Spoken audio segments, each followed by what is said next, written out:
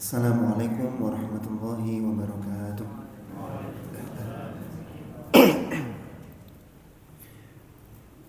Alhamdulillah kama yanbaghi lah. Nashhadu an la ilaha illallah wahdahu la syarika lah wa nashhadu anna Muhammadan 'abduhu wa rasuluhu wa mujtabah sallallahu alaihi wa ala alihi wa sahbihi wa man walah. Amma ba'd. Allahumma arinal haqqa haqqan warzuqna ittiba'ah. Ya Allah, jadikanlah kami melihat yang hak nampak hak, yang benar nampak benar, dan berilah kami rizki berupa kemauan dan kemampuan untuk mengikutinya.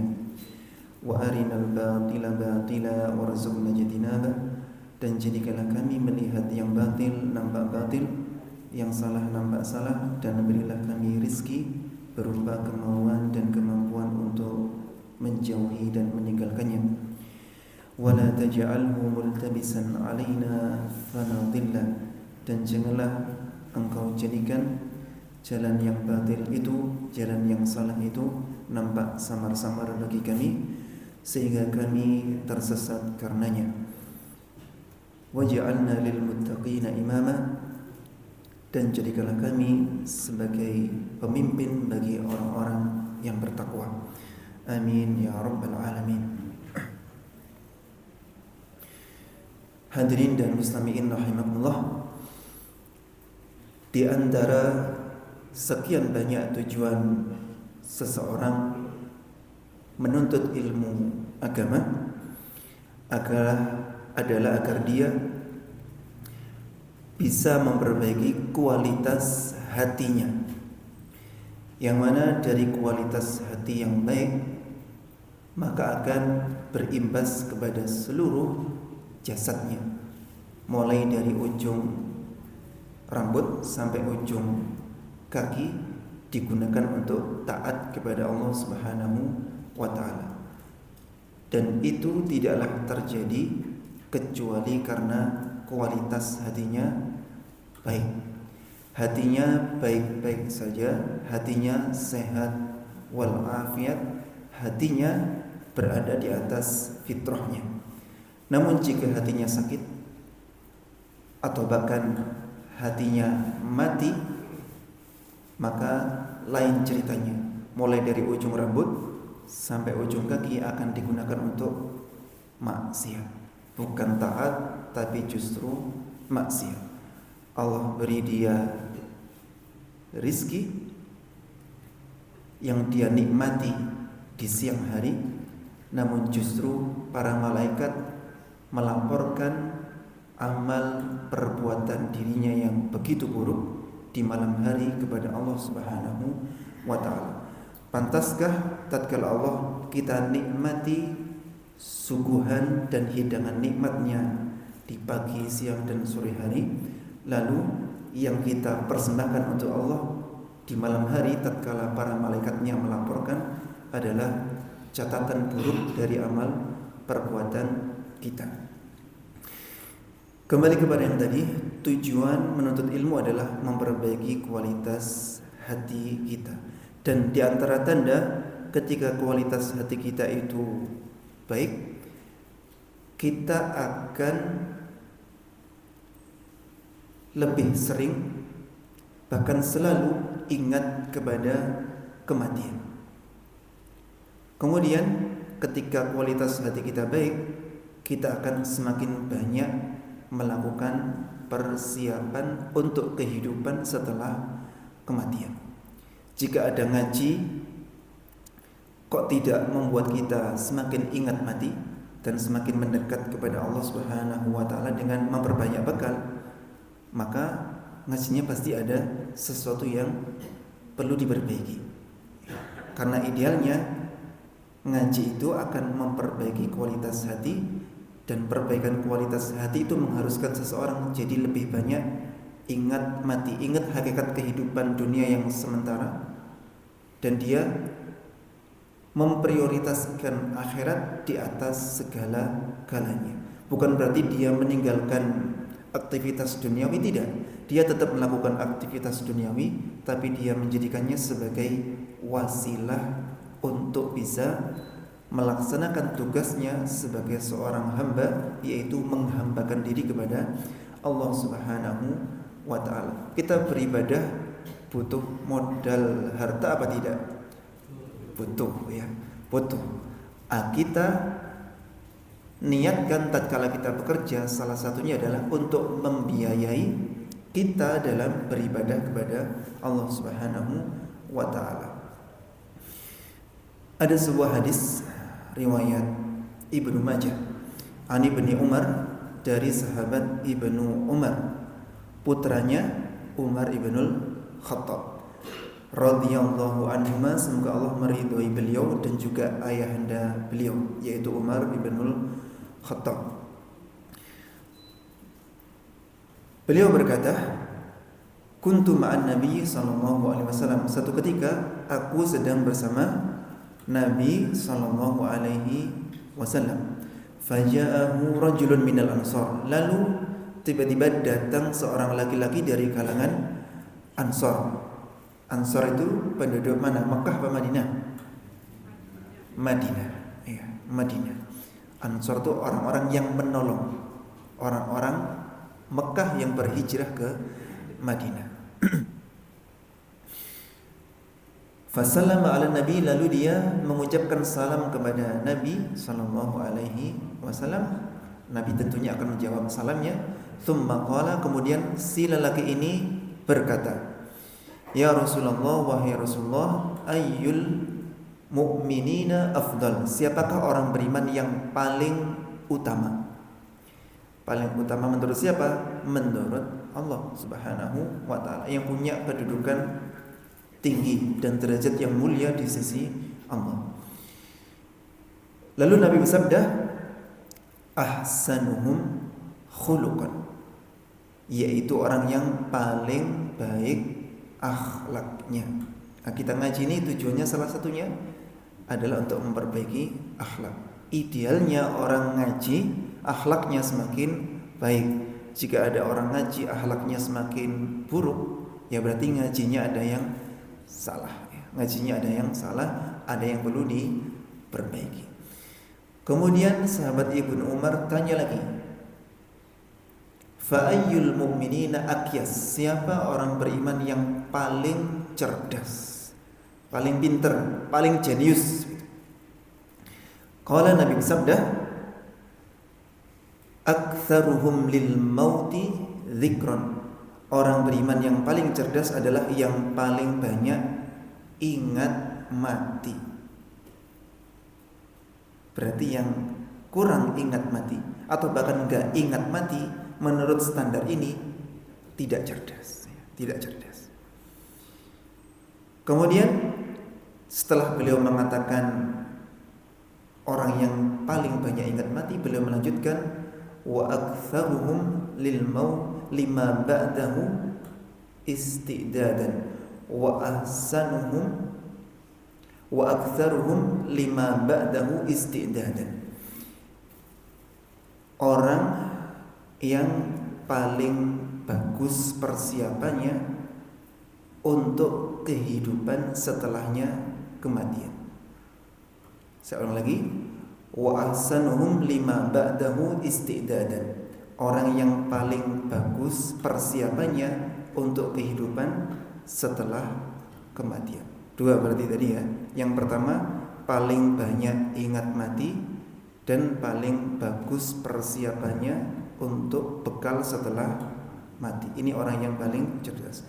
Lalu beliau menutup, ulaikal akyas, ulaikal akyas, mereka itulah orang-orang yang cerdas, mereka itulah orang-orang yang jenius, yang kehidupan dunia tidak melalaikannya dari kehidupan akhirat. Dia hidup bukan untuk hidup, tapi dia hidup untuk yang maha hidup. Dia tidak mati, tapi dia hidupnya untuk mempersiapkan mati. Dia juga tidak mengorbankan kebahagiaannya di dunia, namun dia tidak sampai mengejar kebahagiaan dunia dengan jalan mengorbankan kebahagiaan akhirat. Saya tanya, Orang tatkala bermaksiat bahagia apa enggak? Ya, tergantung sudut pandangnya. Ya. Jika tidak bahagia, kenapa mereka tertawa-tertawa? Berarti kan bahagia, ya kan? Ada maksiat-maksiat yang membuat mereka itu bahagia. Gitu.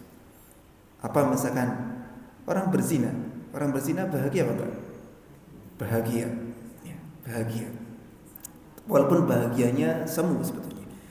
Orang minum minuman keras bahagia, ya, ketawa-ketawa, ya, ketawa-ketawa. Orang melakukan maksiat bermacam-macam, di situ ada kebahagiaan. Namun cara meraih kebahagiaan dengan jalan semacam itu menyebabkan dia kehilangan kebahagiaan yang selama-lamanya, yaitu di akhirat nanti jika tidak bertaubat. Jika tidak bertaubat, karena setiap orang dia itu senantiasa terbuka pintu taubat untuknya selama dia belum yuwargir, rohnya belum nyampe di kerongkongan, belum sampai ngorok, maka dia masih ada kesempatan untuk bertaubat. Maka tatkala kita mendampingi orang sedang sakaratul maut, kita berusaha membangkitkan pada dirinya sifat husnudzon kepada Allah Subhanahu wa taala, berprasangka baik kepada Allah, bahwasanya Allah akan mengampuni dosa-dosanya jika dia bersungguh-sungguh memohon ampun, dan Allah akan menerima taubatnya jika dia bersungguh-sungguh dalam bertobat kepada Allah Subhanahu wa taala, walaupun kondisinya sudah sedang sakaratul maut. Dan membangkitkan husnudzon dirinya kepada Allah Subhanahu wa taala, bahwasanya Allah akan merahmati dirinya, membantu dirinya untuk memungkasi akhir hayatnya dalam keadaan husnul khatimah, kemudian mengaruniakan kepada dirinya husnul hayah, kehidupan yang baik di alam barzakh dan di alam akhirat. Begitu.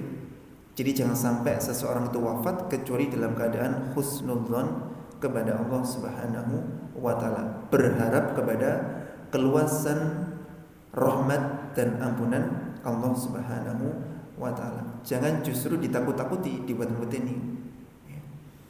Orang mau meninggal dunia justru ditakut-takuti. Piye ndak perlu ditowo-towo oleh ngene ya apa dadi ahli neraka awakmu.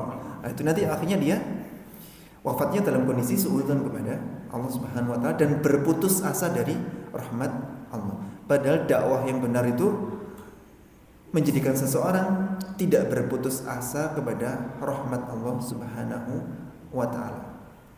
Seperti orang yang sudah bunuh 99 orang, ya.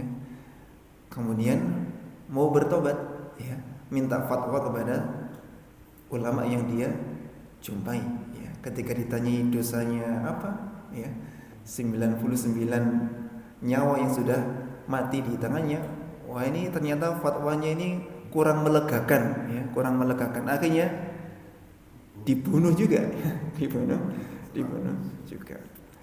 Kemudian dia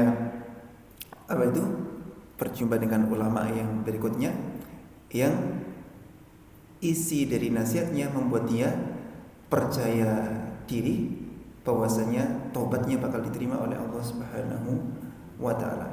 Dan di antara nasihatnya adalah dia disuruh hijrah, meninggalkan tempat asalnya menuju tempat yang di situ dia bisa totalitas dalam berhijrah. Ternyata di tengah perjalanan dia wafat, ya, dia wafat. Dan ternyata ketulusan niatnya dalam berhijrah dan keyakinannya kepada keluasan rahmat Allah dan ampunannya itu menyebabkan dia diampuni oleh Allah Subhanahu wa taala dan digolongkan sebagai calon-calon penduduk surga. Nah, di samping kita bangkitkan percaya dirinya, kita talqin, ya, kita talqinnya apa? Talqinnya la ilaha illallah. Itu saja, ya, cuma itu aja. Karena apa? Ya karena Nabi nasihatnya begitu. Laqinu mautakum la ilaha illallah. Talqinlah orang-orang yang akan mati di antara kalian dengan kalimat la ilaha illallah. Ditalqin yang tepat sebetulnya dilakukan tatkala akan mati.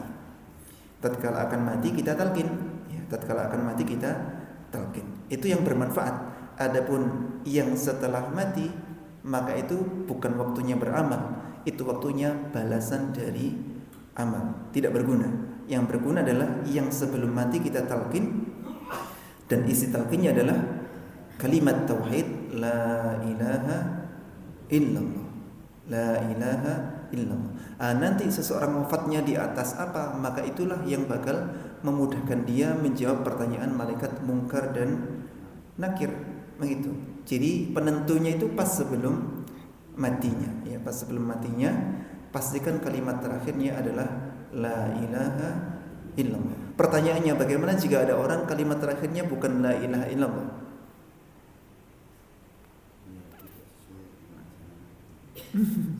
Kalimat terakhir yang dia ucapkan bukan la ilaha illallah. Tidak su'ul khatimah, ya, tidak su'ul khatimah. Misalkan ada orang sholat ketika sujud dia sedang baca subhana rabbiyal a'la, terus wafat, masa su'ul khatimah? Enggak, ya. Dia sedang mohon maaf sedang misalkan membaca Al-Qur'an, tahu-tahu meninggal dunia, kan dia tidak sedang baca la ilaha illallah, ya kan? Jadi tidak serta-merta jika seseorang kalimat terakhirnya itu bukan la ilaha illallah berarti su'ul khatimah, ya. Belum tentu juga, ya.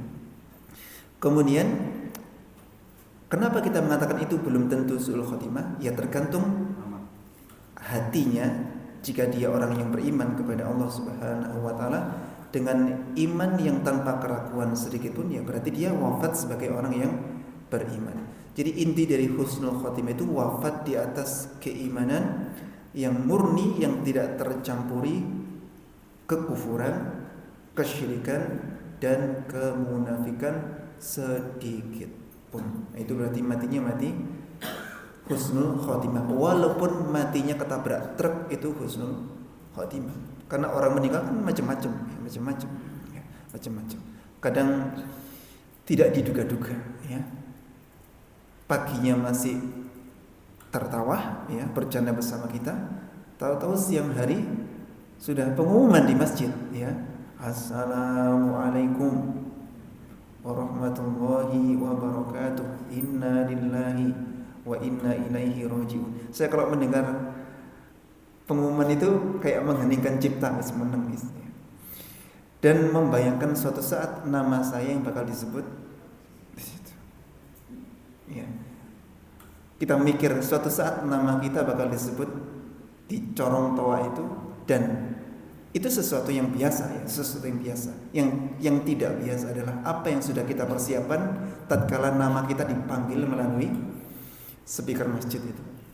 Sudah siap dengan bekal ataukah belum? Itu yang jadi masalah. Jadi mati itu biasa, ya, mati itu biasa, pasti mati. Semua yang hidup, ya, semua yang bernyawa pasti mati. Yang luar biasa adalah tatkala seseorang selalu ingat mati dan memperbagus persiapannya sebagai bekal mati. Itu yang luar biasa. Kalau mati semuanya bakal mati. Yang membedakan adalah ada yang menyiapkan kematian terbaiknya, ada yang tidak peduli karena dia nggak meyakini, dianggap mati, mari begitu saja, ya. Mari, ya. Makanya dia berusaha memuaskan hawa nafsunya sepuas-puasnya dengan jalan apapun, nggak peduli itu halal, nggak peduli itu haram, yang penting senang. Kenapa? Ya wes mati kok mari wes gak iso merasa namanya begitu. Semoga Allah Subhanahu wa taala menjadikan majelis kita sebagai majelis yang memperbaiki kualitas hati kita, sehingga kita akhlaknya semakin baik, kemudian kita selalu ingat kepada kematian, dan kita berusaha meningkatkan, memperbaiki kualitas amal soleh kita sebagai bekal untuk kehidupan setelah kematian. Baik, sekarang kita lanjutkan tema kita, yaitu kedudukan dan keutamaan salat. Namun terlebih dahulu kita ngaji dulu, ngajinya surat Al-A'la.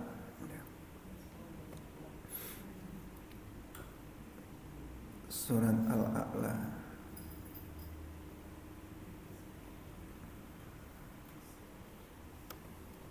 Ketika mendengar surat A'la, kita ingat apa? ingat Jumatan, ingat Jumatan sama ingat sholat Idul Fitri dan Idul Adha. Karena yang dibaca biasanya ini.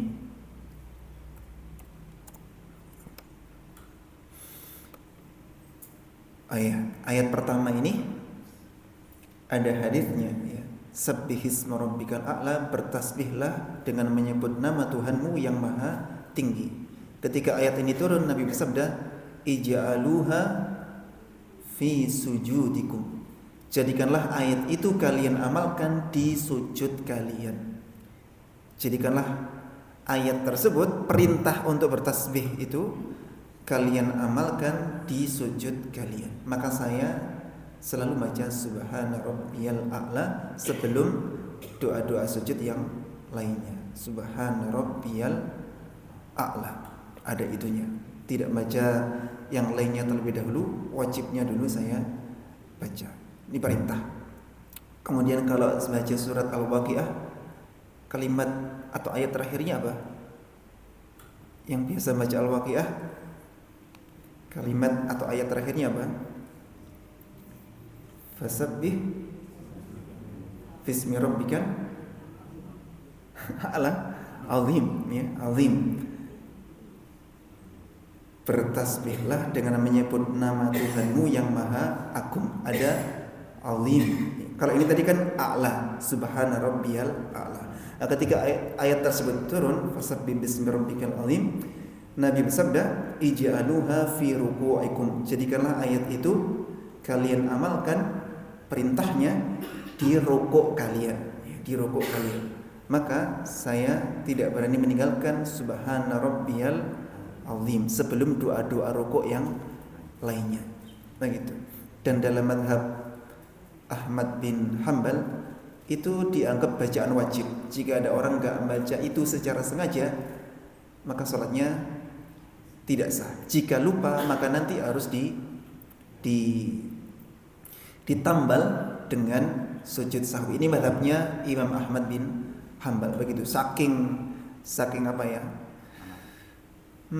Saking berpegang teguhnya kepada nas, ya, kepada dalil-dalil dari Al-Qur'an dan hadis. Jadi enggak berani meninggalkan itu.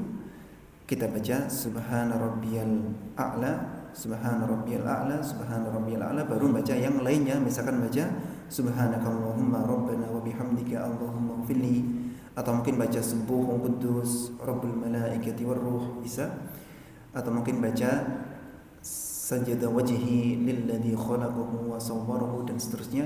Atau kita berdoa dengan doa-doa yang sesuai dengan hajat dan harapan kita, boleh ya. Kemudian tatkala rukuk pun sama, subhana rabbiyal azim, subhana rabbiyal azim, subhana rabbiyal azim. Lalu bisa dilanjut dengan doa-doa yang lainnya yang ada hadisnya, misalkan subhanakallahumma rabbana wa bihamdika allahumma ighfirli dan lain sebagainya. Saya lebih condong kepada yang subhana rabbiyal a'la saja, tidak ada wa bihamdihnya. Tapi saya menghormati yang menambahkan wa bihamdi.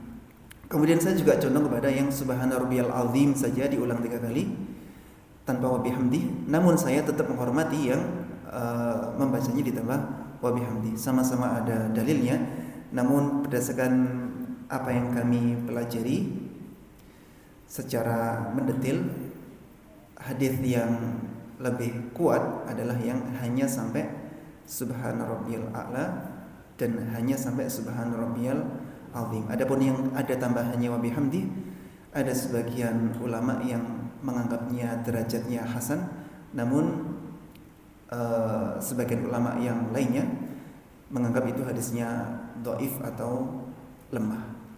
Dan di antara yang menjadi periwayatnya itu Imam Ahmad, ya, Imam Ahmad itu meriwayatkan subhana rabbiyal a'la saja, dan juga menjadi periwayat yang subhana rabbiyal a'la wa bihamdi.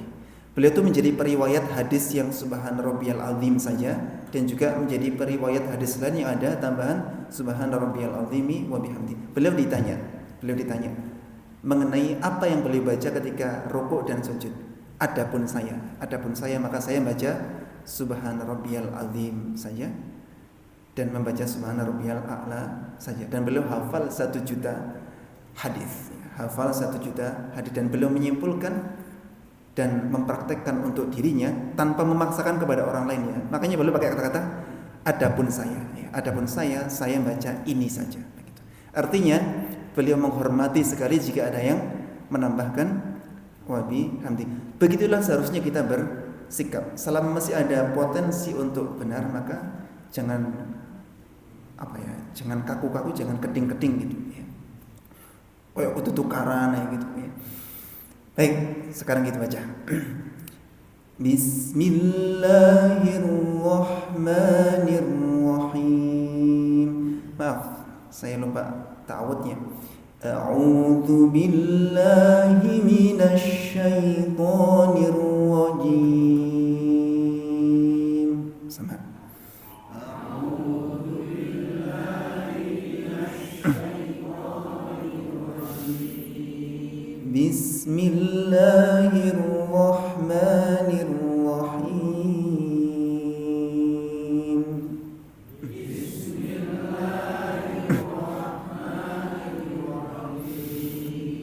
Sabbih isma rabbikal a'la. Sabbih isma rabbikal a'la. Alladzi khalaqa fasawwa. Alladzi khalaqa fasawwa. Walladzi qaddara fahada.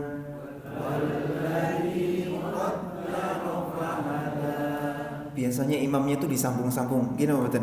Ya, coba kita sambung.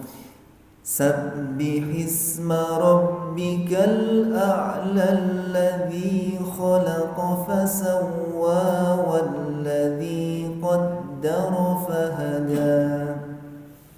Sabbih isma rabbikal a'la alladzi khalaqa fasawwa walladzi qaddara fahada. Gimana ngos-ngosan? Ada imam yang bukan cuma 3 ayat, 5 ayat dibaca semuanya ya, sampai sini ya. Walladzi akhrajal mar'a. Walladzi akhrajal mar'a faj'alahu ghutha'an ahwa.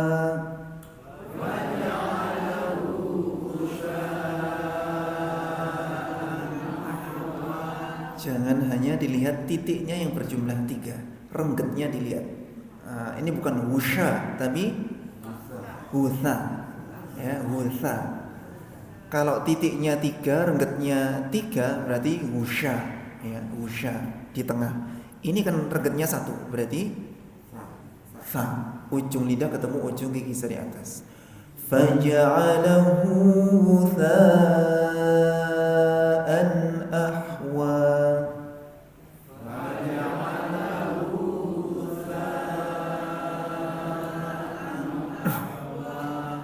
Sanuqri'uka fala tansa.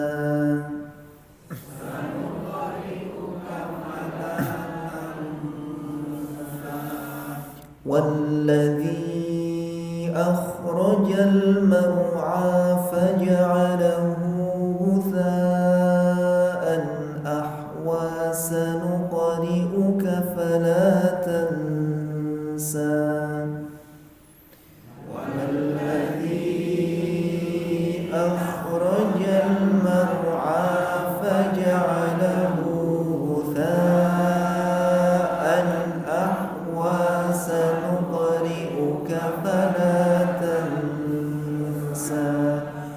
Illa ma syaa Allah. Illa ma syaa Allah. Innahu ya'lamul jahra wa ma yakhfa.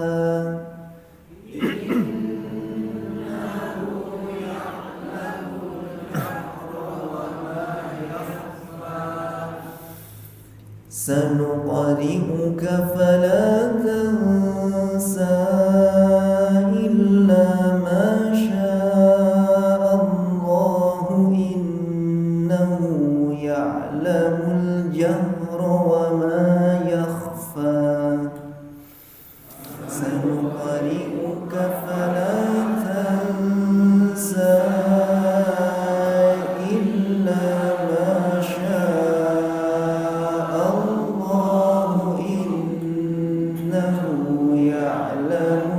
jahra wa ma yakhfa. Sampai watuk-watuk. Biasanya umumnya difasol ya, yang ini diwasol. Sanuqri'uka ini umumnya diwasol sampai di sini. Kalau di mushaf yang Indonesia, kalau nggak salah di sini ada tandanya lam alif kalau tidak salah ya. Wa nuyassiruka lil yusra.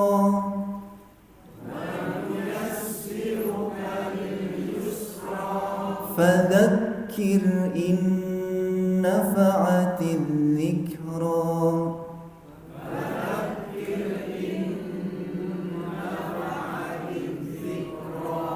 Bukan zikra tapi zikra. Bukan pakai rongga gigi seri tapi ujung gigi seri. Fadzakir in nafa'ati dzikra.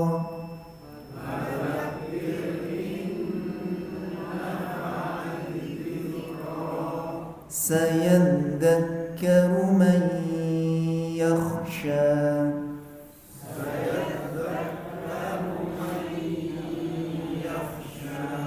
Demunya jangan lupa. Lagi.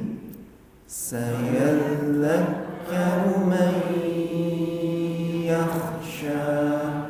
Dan enggak usah saya baca 3 ayat. Wa yatajannabuhal ashqa.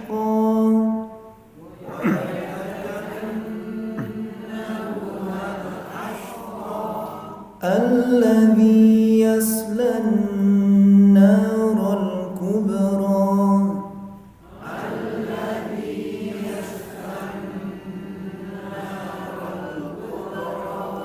ثم لا يموت فيها ولا يحيا.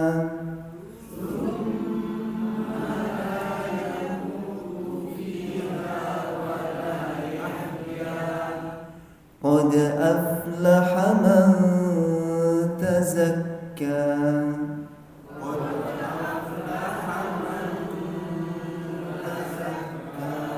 tinggi.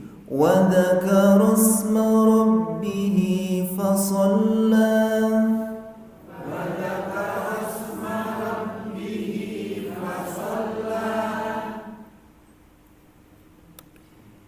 بل تؤثرون الحياة الدنيا.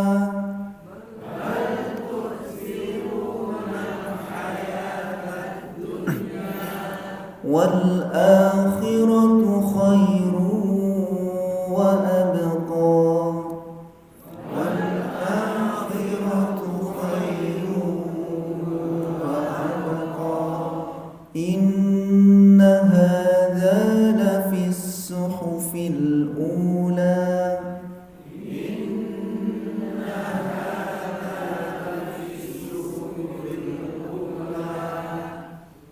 صحف إبراهيم وموسى.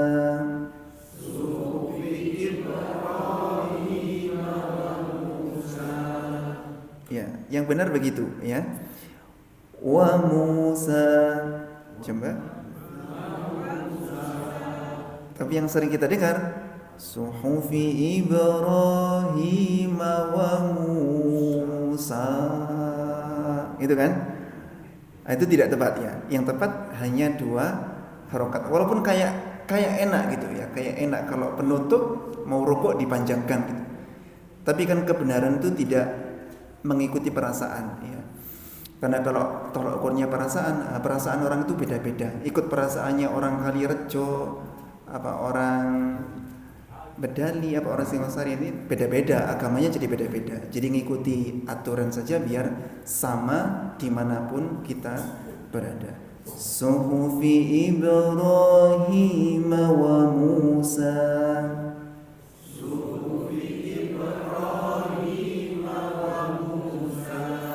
Pertemuan yang akan datang ini masih akan kita baca lagi.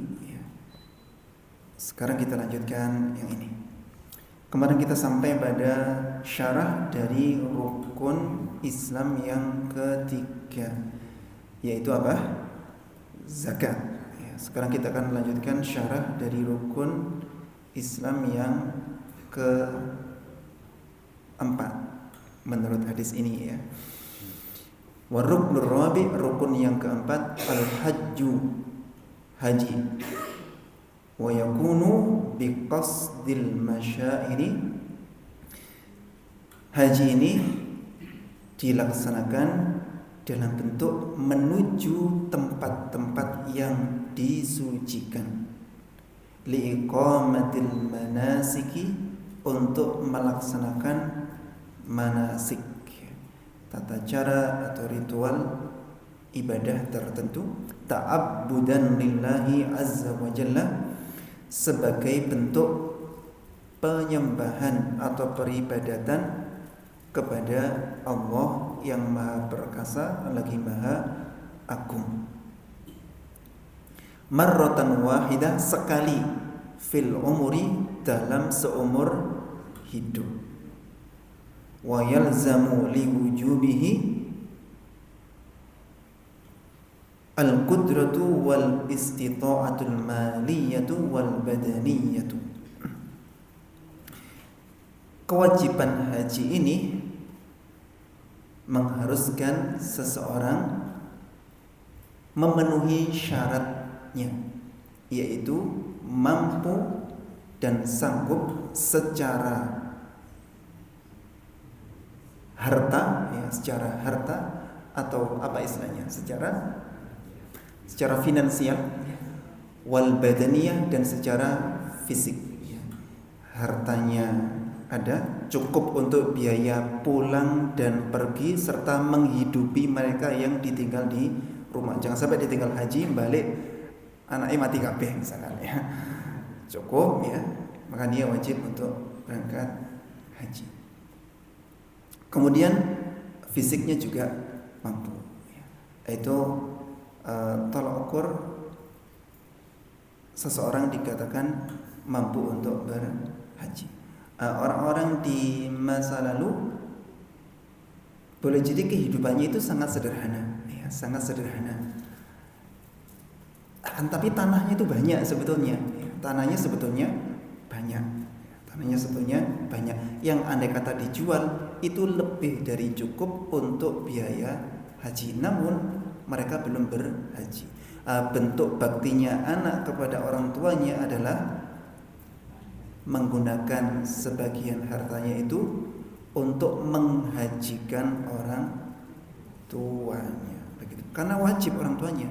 Jadi hartanya itu enggak buru-buru dibagi sebagai harta waris, namun apa-apa yang menjadi kewajiban orang tuanya yang belum ditunaikan. Gitu. Banyak kan orang-orang zaman dahulu itu hidupnya sederhana, bahkan makannya itu sederhana sekali ya. Saya ingat kakek dan nenek saya di masa lalu sederhana sekali. Kadang makan itu pakai apa, cuma cenggereng saja. Tahu cenggereng aja dengan serundeng. Oh, serundeng kapi enggak, ini cuma kelapa yang enggak ada dagingnya, kadang enggak ada dagingnya gitu. Jadi saya kalau pas berkunjung itu kadang makannya itu.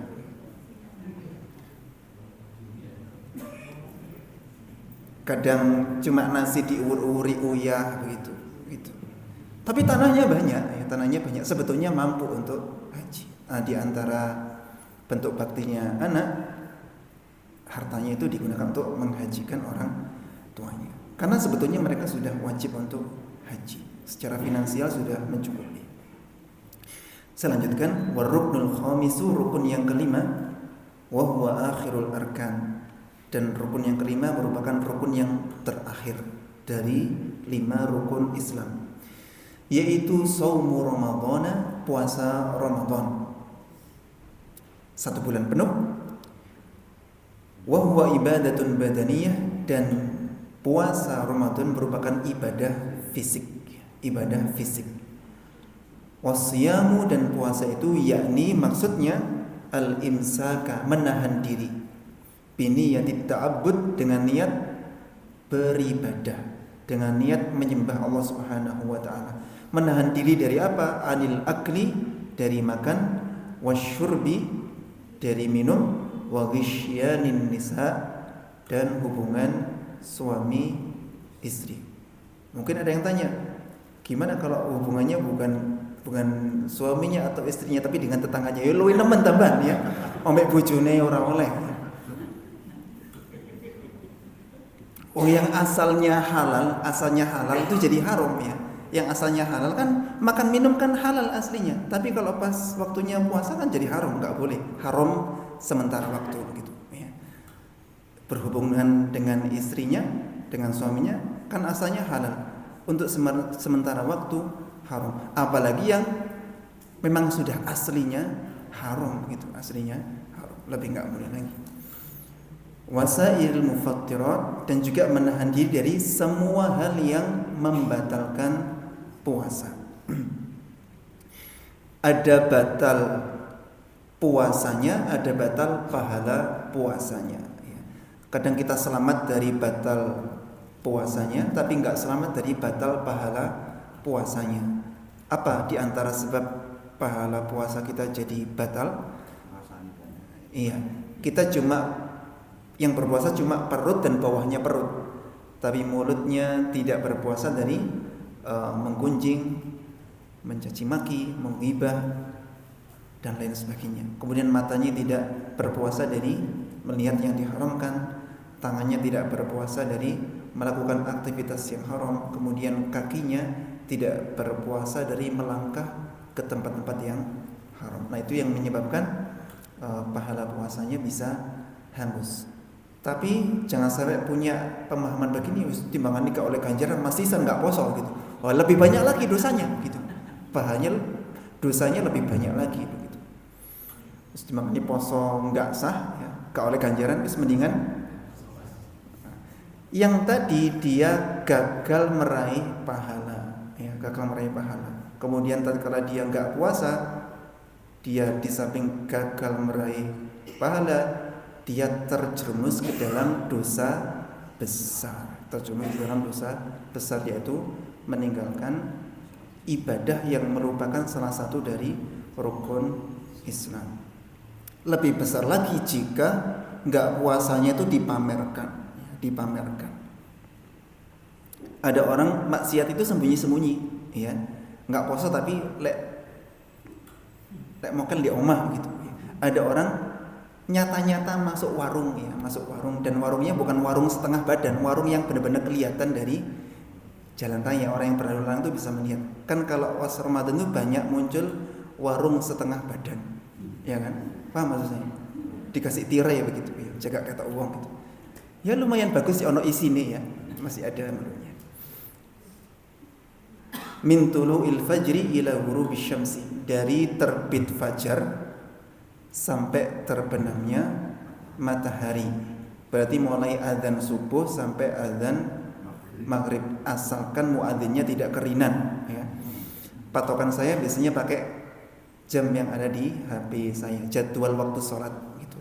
Karena kadang azan di sebagian masjid tidak tepat karena jamnya error misalkan, atau jadwalnya error sehingga geser entah 1 menit atau 2 menit begitu. Jadi saya lebih percaya kepada aplikasi yang sudah di setting, aplikasi jadwal sholat itu. Dan untuk yang sahur jangan dipepet dengan adzan subuh. Kalau bisa 10 menit sebelumnya sudah kita akhiri gitu. Kemudian kalau berbuka jangan terlalu mepet dengan adzan. Pokok krungu adzan, pokok krungu suara Allah langsung ngemplok kurma, jangan. Kita pastikan dulu. Saya tuh lebih suka memastikan karena ada sebagian masjid yang tidak tepat. Dilihat ini masih kurang 2 menit, di sana sudah adzan. Lah kita itu biasanya beling. Kalau urusan sahur dicari adzan yang paling lama ya. Misalkan di sini ada yang adzannya itu jam 4, ada yang adzannya jam 4:04. Wah, lek wayahe sahur melok sing adzannya jam 4:04 begitu. Waktunya berbuka puasa nyari adzan yang paling cepat walaupun suaranya sayup-sayup terdengar jauh di sana begitu.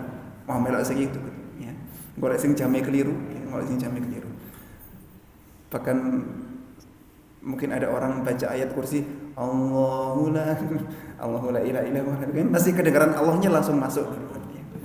Atau mungkin ada orang HP-nya nada deringnya itu adzan, ya. Allahu Akbar, kita langsung padahal masih jam 4, ya, masih jam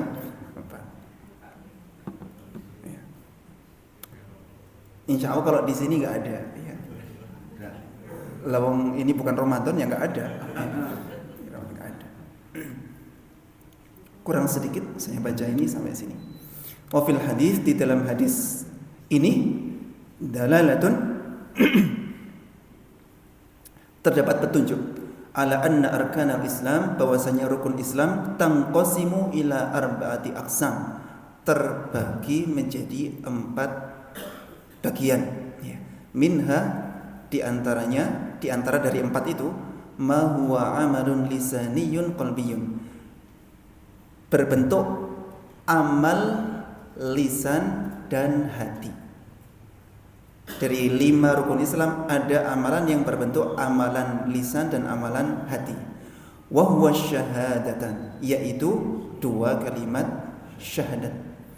Idla budda fihima, karena 2 kalimat syahadat itu dituntut harus min nutqil lisan, diucapkan dengan lisan, wa tasdiqil janan, dan pembenaran atau pengakuan hati ya. Pada keduanya harus ada pengucapan dengan lisan dan keyakinan dengan hati. Kalau ada orang cuma yakin dalam hatinya tapi nggak mengucapkan, dia belum Islam. Ada orang mengucapkan 2 kalimat syahadat tapi hatinya nggak yakin, dia juga belum Islam indallah, di sisi Allah Subhanahu wa taala. Namun di sisi kita, ya kita nggak tahu isi hati. Pokoknya sudah mengucap 2 kalimat syahadat, kita perlakukan sebagai orang Islam. Adapun urusan hatinya itu bukan wilayah kita, itu urusannya dia dengan Allah Subhanahu wa taala. Kok kita, Nabi Muhammad saja ditipu kok, ya, ditipu sama orang-orang munafik. Orang-orang munafik itu syahadatnya di hadapan Nabi.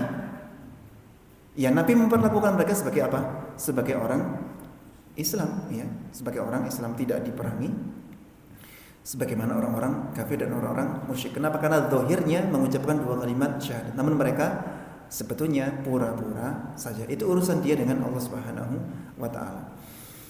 Wa minha, dan di antara rukun Islam itu, ma huwa amalun badaniyun, ada amalan fisik, ya, amalan badan. Wa huwa sholatu was shaum, yaitu salat dan puasa. Jadi ada ibadah lisan dan hati, yaitu 2 kalimat syahadat. Ada ibadah badan, ibadah badan yaitu salat dan puasa. Wa minha, dan diantaranya juga ma huwa maliyun mahdun, ada ibadah yang murni harta ya. Ibadah yang murni harta. Wa huwa zakah, yaitu zakat.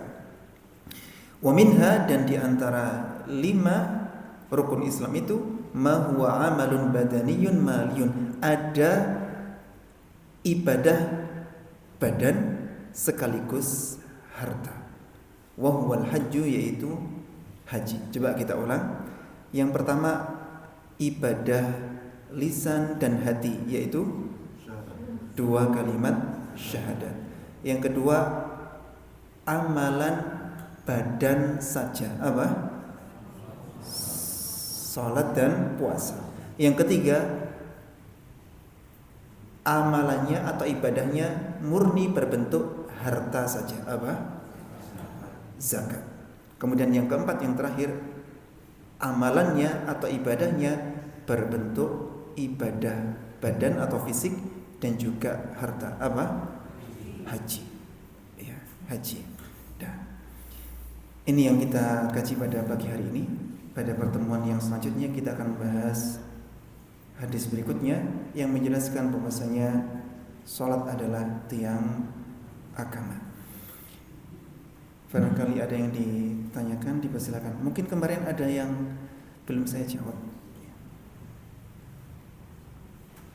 Kalau tidak salah kemarin tuduhan mencuri atau bagaimana? Mana bukunya?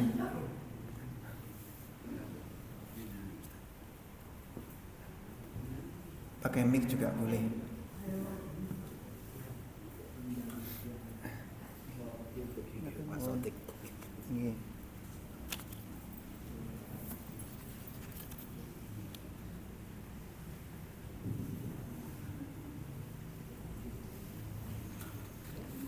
Saya jawab pertanyaan yang dulu. Saya mau tanya tentang hukum menuduh seseorang mencuri, namun yang dituduh itu tidak melakukannya. Apa hukumnya? Hukumnya dosa besar karena merusak kehormatan seorang muslim, ya. Dan kita jangan gampang terprovokasi. Orang yang menuduh harus bisa membuktikan tuduhannya. Jangan setiap orang yang berbicara langsung kita percaya, ya. Jangan sampai kita melakukan perbuatan zalim kepada orang yang seharusnya sama sekali tidak layak untuk dizalimi, ya. Apalagi yang sifatnya semacam ini, tuduhan dusta. Tuduhan dusta itu sebetulnya bukan fitnah tapi buhtan, ya. Buhtan itu sakitnya melebihi sakitnya tubuh yang terkena luka fisik, iya apa tidak? Orang keconyok knalpot betisnya itu dalam waktu mungkin 2 pekan atau mungkin 1 bulan sudah sembuh total. Tapi orang yang disakiti dengan cara semacam ini, dirusak kehormatannya, itu bisa seumur hidup, ya. Seumur hidup. Seseorang bisa jadi mudah untuk memaafkan temannya yang nggak sengaja menjatuhkan barangnya, ya, akhirnya rusak. Tapi dia akan susah untuk memaafkan temannya yang menjatuhkan harga dirinya di hadapan orang banyak, gitu. Namun andai kata dia memaafkan, tentu itu lebih baik untuk dia.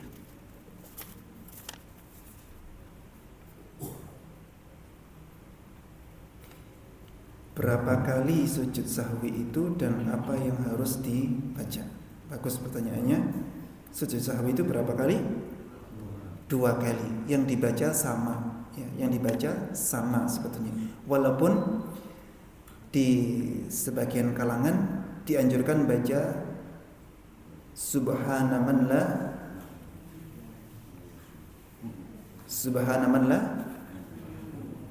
apa? Yanamu wala yasu, begitu kan? Kok yanamu?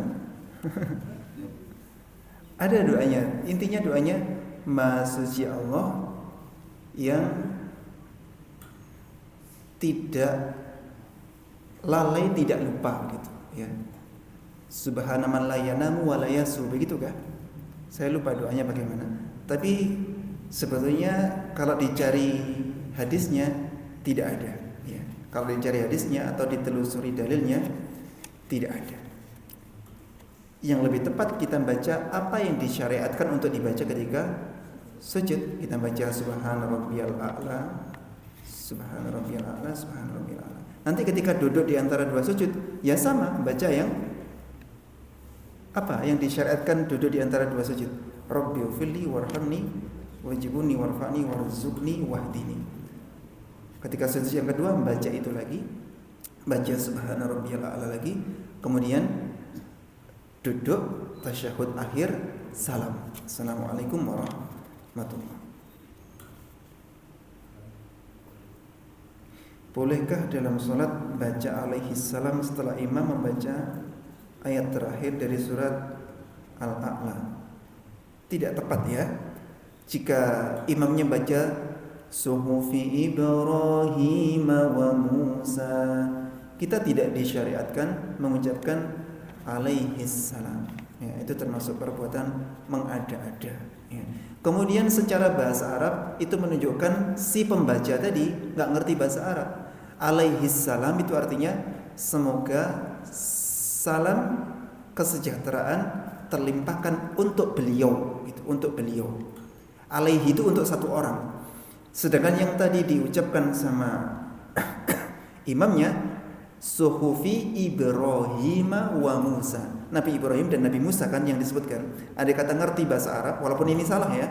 Alaihimassalam, begitu. Alaihimassalam. Kemudian jika pintu ini dibuka di Al-Qur'an itu berapa kali nama nabi-nabi disebut, ya. Berapa kali nama para rasul disebut. Nanti kita berkali-kali baca itu nanti, ya. Ada kalanya disebut al-anbiya, itu kan artinya para nabi, alaihimus salatu wassalam. Kadang-kadang ada ar-rusul. Ar-rusul itu para rasul, alaihimus salatu wassalam. Kadang disebut ar-rasul alaihis salam. Oh, malah mikir hitungannya ya. Mikir.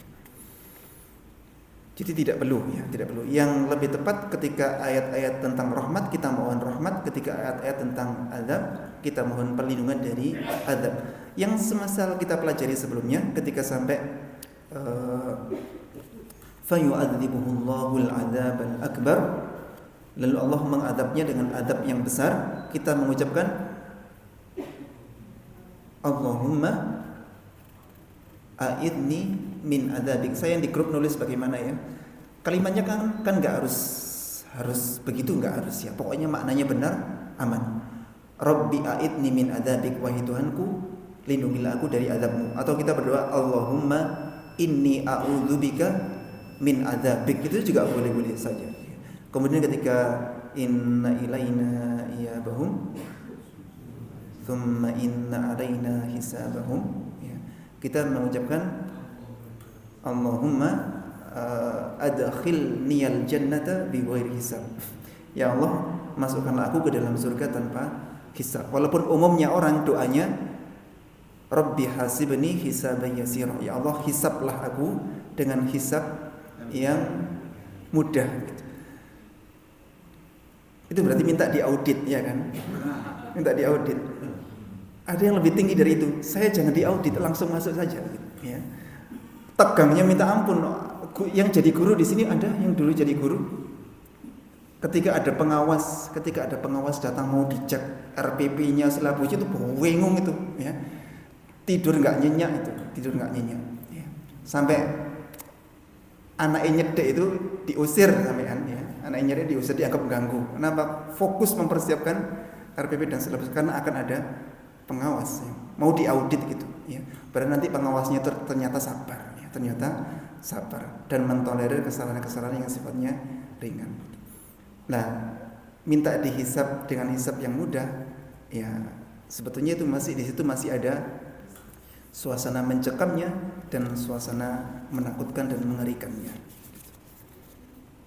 Terserah, jadi kan boleh pakai yang Rabbi hasibni hisaban yasira seperti umumnya kaum muslimin, atau doa yang seperti saya baca juga silahkan. Tidak harus. Ada lagi?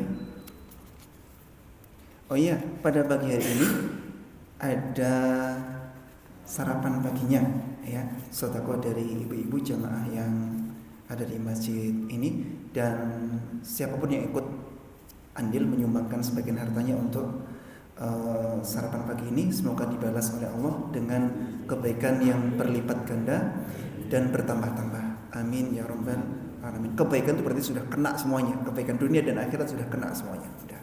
Doanya enggak panjang-panjang. Ada lagi? Waalaikumsalam warahmatullahi wabarakatuh. Oh iya. Nggih.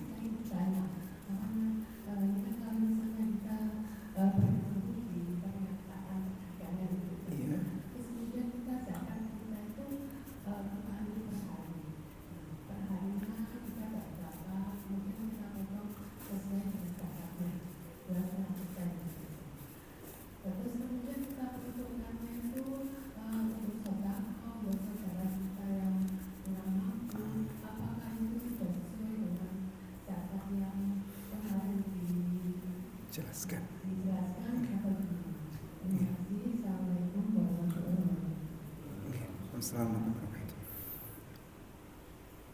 Sebetulnya kewajiban zakat itu yang pertama ketika sudah mencapai nisab. Nisabnya emas 85 gram. Jika emasnya itu harganya 1 juta dan sekarang sudah bukan 1 juta lagi ya, 2 juta mungkin ya. Misalkan 1 juta, ngitungnya biar gampang ya. Ngitungnya biar gampang 85 juta ya. Jika punya harta yang mencapai nisab, misalkan punya uang 100 juta dan sudah dimiliki 1 tahun. Jadi artinya misalkan sekarang ini misalkan Ramadan ya, itu 90 juta ya, 90 juta. Kemudian semakin bertambah bulannya sampai ketemu Ramadan lagi itu jadi 150 juta. Artinya kan stabil itu, bukan berkurang, tapi justru bahkan bertambah, tetap atau bertambah. Itu nanti zakatnya ketika sudah 1 tahun dimiliki, zakatnya 2,5% dihitung dari total harta yang ada waktu itu, yang 150 jutanya, bukan diambil 85 jutanya. 85 itu untuk ukuran minimal seseorang sudah diwajibkan zakat. Tapi zakat yang dikeluarkan diambil dari harta total yang dimiliki, yang 150 juta tadi. Dan syariatnya dikeluarkan setahun sekali, bukan tiap hari, ya, bukan tiap hari. Sodako ada sendiri, ya, sodako ada sendiri, zakat ada aturannya sendiri, begitu. Termasuk yang biasanya ada istilah zakat profesi, per bulan dipotong 2,5%, itu kezaliman sebetulnya, itu kezaliman. Seharusnya tidak ada semacam itu. Itu hartanya kan belum dipotong untuk kebutuhan dia, ya, kebutuhan dia selama 1 tahun itu nanti jadinya berapa, sisanya itu nanti berapa, itu sisanya berapa. Bisa jadi sudah nggak mencapai nisab, bisa jadi, karena walaupun gaji seseorang besar, jika kebutuhan yang dia keluarkan juga sama besarnya, bisa jadi ya nggak nyampe di nisab. Begitu nih. Jadi diubah metode zakatnya, yaitu setahun sekali. Adapun jika ingin sedekah silakan bersedekah, tapi itu bukan atas nama zakat, ya, bukan atas nama zakat. Ya termasuk jenengan berzakat fitrah pas Ramadan. Tapi andai kata jenengan suka ngasih tetangga beras, ya nggak jadi masalah. Tiap bulan dikasih 10 kilo nggak ada masalah, ya. Tapi itu statusnya sedekah. Sedekah ada aturannya sendiri, zakat ada aturannya sendiri. Jangan dicampur aduk. Begitu ya. Nggih. Itu orang yang kaya raya punya rumah banyak, itu kan juga beda.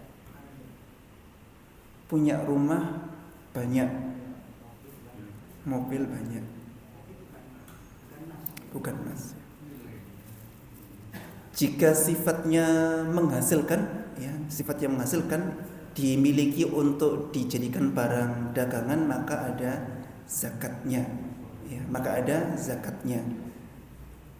Kemudian jika disewakan, maka zakatnya bukan bendanya, tapi hasilnya. Hasil sewanya itu jika ditotal selama 1 tahun itu mencapai nisab, ya, mencapai nisab dan dimiliki selama 1 tahun, maka wajib dikeluarkan zakatnya. Jika hasil nyewakannya, hasil ngekoskannya, hasil kontrakannya nggak nyampe nisab, maka tidak wajib. Itu. Jadi tergantung status rumah sama kendaraan koleksi pribadinya tadi. Jadi kita di rumah punya koleksi benda-benda antik banyak gitu, nggak ada zakatnya, ya nggak ada zakatnya. Tapi kalau koleksinya emas, nah itu ada zakatnya. Ya, emas dan perak ada zakatnya. Punya sepeda motor banyak, ya, gendengi sepeda motor misalnya, ya. Kudu tuku sepeda motor, guys. Cuma buat koleksi saja, ya, bukan untuk jual beli, ya nggak ada zakatnya. Tapi kalau untuk jual beli maka ada zakatnya. Begitu. Jadi tergantung niatannya apa. Sarana untuk bekerja. Iya, tidak termasuk, ya, tidak termasuk ya dengan zakat.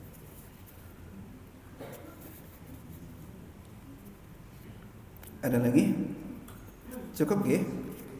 Ini sudah jam 6:04. Yang punya pertanyaan ditunda, bisa disampaikan di pertemuan yang akan datang. Kalau darurat bisa disampaikan melalui WA. Kalau darurat. Kita tutup dengan doa kafaratul majlis.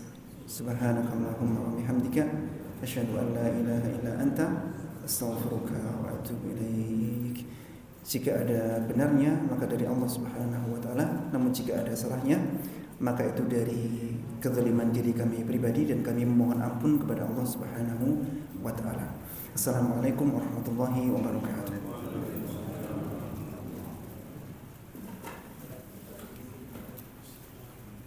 sudah. Sanitasi.